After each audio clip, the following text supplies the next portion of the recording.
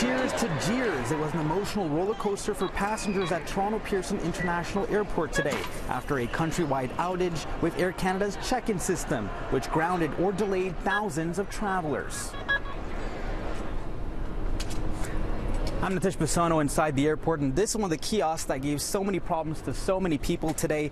Right now it's working, but I assure you, not even an hour ago, this machine was frozen. If you couldn't complete your transaction, you get one of these, which said, "We apologize, the transaction could not be completed," and then it would direct you to one of the front desks over here. Now, as you can imagine, this place was filled with lines. It was filled with lines earlier this evening, and today it was worse. And this could have happened at a worse time. In fact, today is one of the busiest travel days of the year, as many people are trying to get away for March break.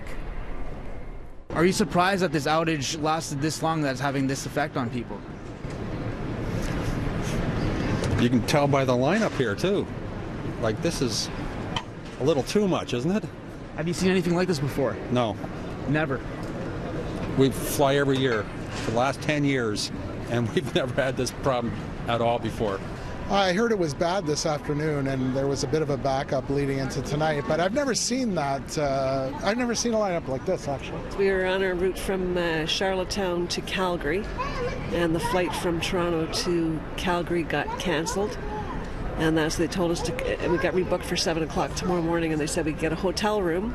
So he's been in line for just about 3 hours trying to get a hotel room. Now, a lot of passengers were left wondering just how could something like this happen? Well, according to one expert, it all boils down to updates and upgrades, something a lot of airlines are shying away from, simply because, well, some of these systems are decades old. It's not an easy thing to put these new systems in, and the other factor for most airlines is there's just been a significant growth in air travel. So the load now put on these IT systems is more significant than it used to be just as little as 5 years ago.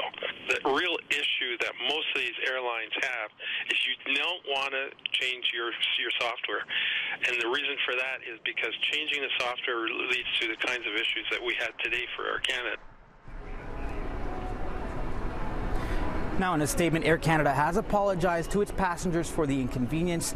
We reached out to the airline to ask just why this happened in the first place. They declined an on-camera interview, saying they're still reviewing today's events.